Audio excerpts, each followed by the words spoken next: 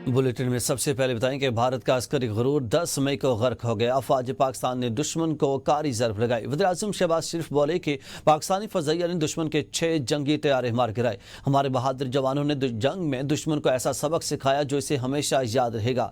ये मार्का सिर्फ हथियारों से नहीं बल्कि पाकिस्तानी कौम की दुआओं, माओं की तरबियत और जवानों के जज्बे से जीता गया। शहबाज शरीफ ने खबरदार किया कि एक बूंद पानी भी छीनने की कोशिश की गई तो दुश्मन को दोबारा वैसा ही तारीखी सबक सिखाएंगे जैसा वो 10 मई को देख चुका है।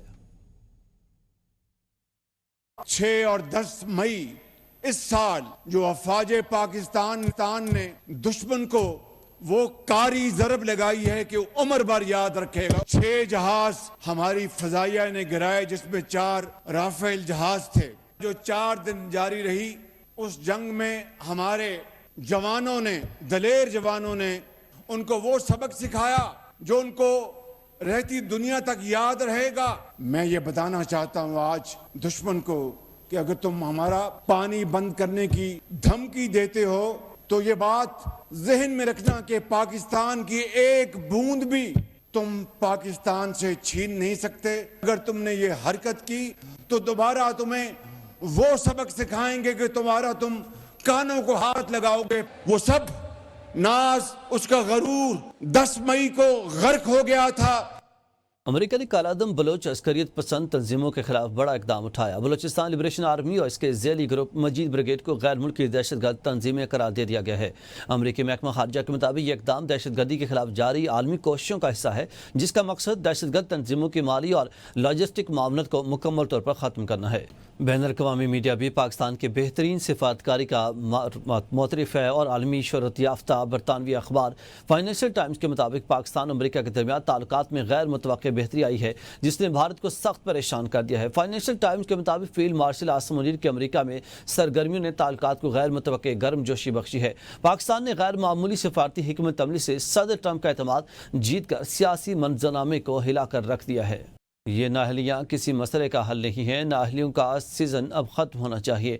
अब होश के नाखुन लें। चेयरमैन पीटीआई बैरिस्टर गौहर कहते हैं कि हम 180 नशिस्तें जीत चुके थे लेकिन असम्बली में सिर्फ 90 नशिस्तों के साथ गए और अब सिर्फ 77 नशिस्तें बाकी रह गई हैं। उन्होंने कहा कि मुज़ाकरात होने चाहिए। हमने इसकी कोशिश की है।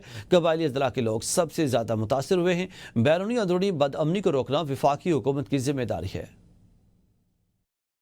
डायलॉग होने चाहिए थी। डायलॉग सियासी मसाइल का हल सियासी हल निकालने में होता है। अगर मसाइल है हमने तो अपनी तरफ से बड़ी कोशिश की। दहशतगर्दी पे कंट्रोल पाना भी दोनों हुकूमतों की जिम्मेदारी है, सूबाई की भी और वफाकी की। लेकिन आईन यही कहता है कि ये वफाक की जिम्मेदारी है। एक्सटर्नल एग्रेशन और इंटरनल डिस्टर्बेंस से वफाक की जिम्मेदारी है, वो इनको करें। लेकिन पाकिस्तान की आवाम, खासकर ये ट्राइबल एरिया के लोग बहुत ज़्यादा सफ़र हो चुके ऑपरेशन से और उनका मतलब है कि लोग दर बदर हो जाते हैं। इससे मज़ीद नुकसान हो जाता है। किसी भी मुजरिम की सज़ा एहतजाज के जरिए ख़त्म नहीं की जा सकती। मुजरिम की सज़ा ख़त्म करने का इख्तियार सिर्फ अदालतों को हासिल है।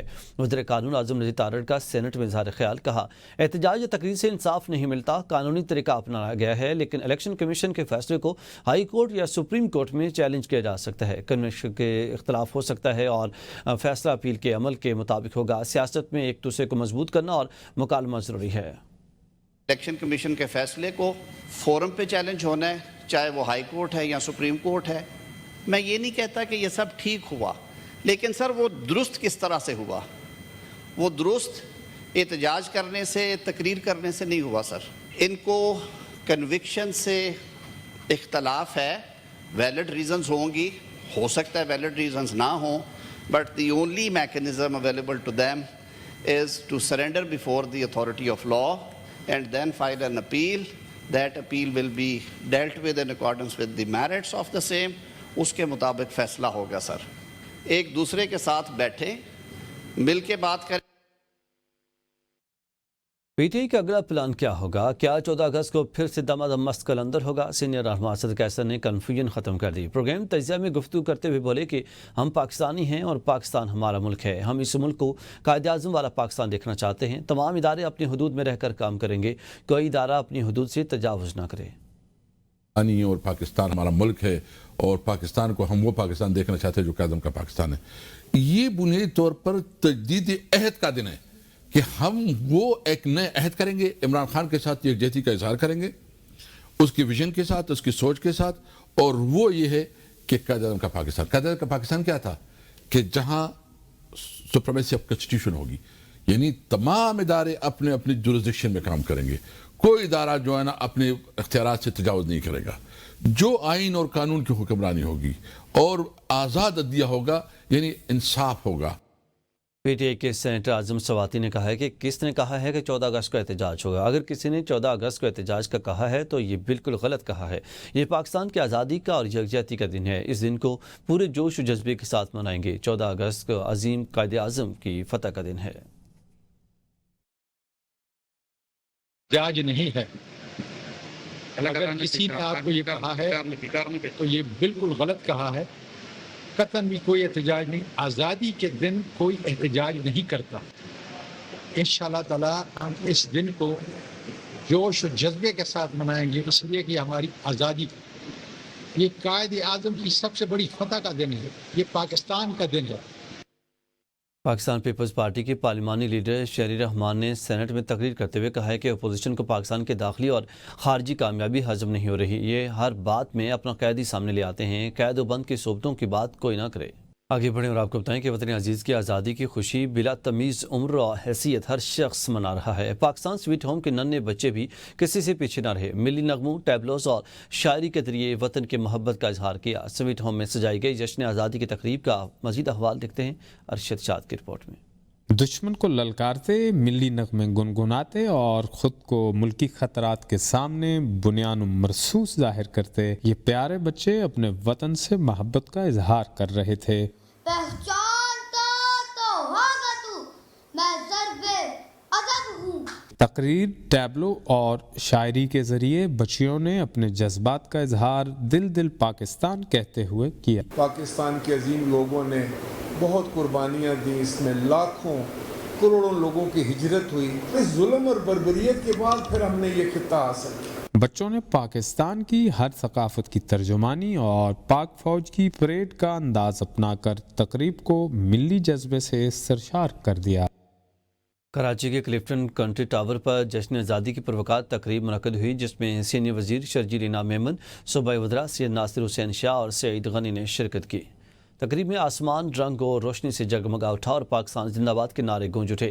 آتش بازی نے فضا کو حب الوطنی کے رنگوں سے رنگ دیا اور نعروں کے گونج ماحول کو گرما دیا. اس موقع پر خطاب کرتے ہوئے شرجیل انعام میمن نے کہا کہ اگر بھارت نے دوبارہ حرکت کی تو پاکستان اسے دھول چٹانے کے لیے تیار ہے. شرجیل انعام میمن نے کہا ہے کہ پورے ملک میں 1 اگست سے 14 اگست تک جشن آزادی منایا جا رہا ہے اور حکومت سندھ خاص طور پر مختلف شہروں و دیہات میں تقریبات کا اہتمام کر رہی ہے.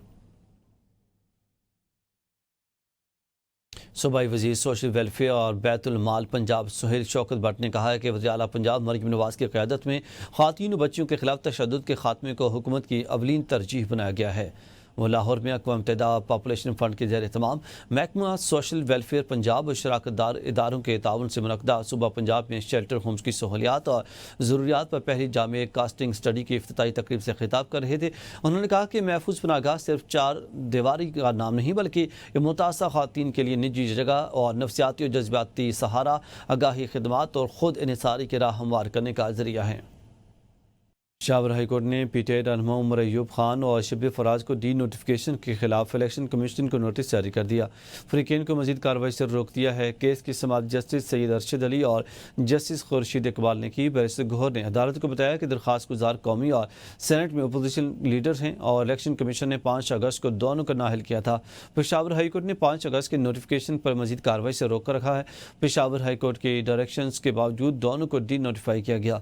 بیرسٹر گوہر نے کہا کہ نااہلی سے متعلق جسٹس منیب کا فیصلہ موجود ہے، صرف نوٹیفیکیشن پر نااہل نہیں کیا جا سکتا، ریفرنس ضروری ہے. الیکشن کمیشن ریفرنس پر اہل اور نااہل کا فیصلہ کرے گا. پی ٹی آئی کے ایم این نے عبداللطیف کے کیس میں ریفرنس بھیجا گیا تھا. بیرسٹر گوہر نے کہا کہ ان لوگوں نے عبداللطیف چترالی کی کیس میں ریفرنس بھیجا لیکن اس میں کیوں نہیں؟ عدالت پر مزید کارروائی نہ کرنے کا حکم دے. ان درخواستوں پر سماعت 20 اگست کے لیے رکھ لی ہیں. جسٹس سید ارشد علی نے کہا کہ اس کو کل کے لیے رکھتے ہیں. بیرسٹر گوہر نے کہا کہ کل اسمبلی اجلاس ہے، بہت مشکل ہے. عدالت نے مزید سماعت 15 اگست تک ملتوی کر دی ہے. ناظرین، وزیر خزانہ محمد اورنگزیب کا کہنا ہے کہ ایف بی آر جو ریونیو جمع کرتا ہے وہ ریاستی ملکیتی اداروں پر ضائع ہو رہا ہے۔ پچھلے سال 12 ٹریلین ریونیو اکٹھا کیا گیا۔ پرائیویٹ سیکٹر کو ملکی ترقی کے لیے آگے بڑھنا ہوگا۔ حکومتی ملکیتی اداروں کی نجکاری کی جا رہی ہے۔ منافع دینے والے ریاستی ملکیتی اداروں کو بھی نجی شعبے کے سپرد کرنا اچھا قدم ہوگا۔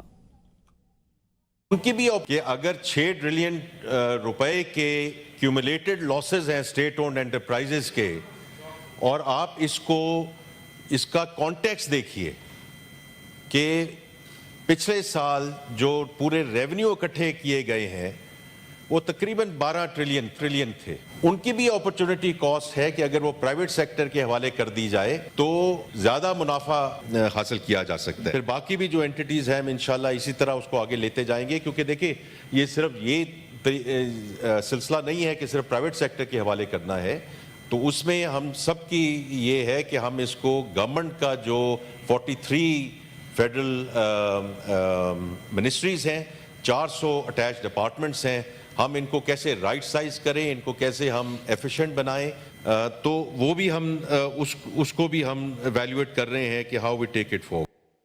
مزید اپڈیٹس کے لیے دیکھتے رہیے ABN نیوز۔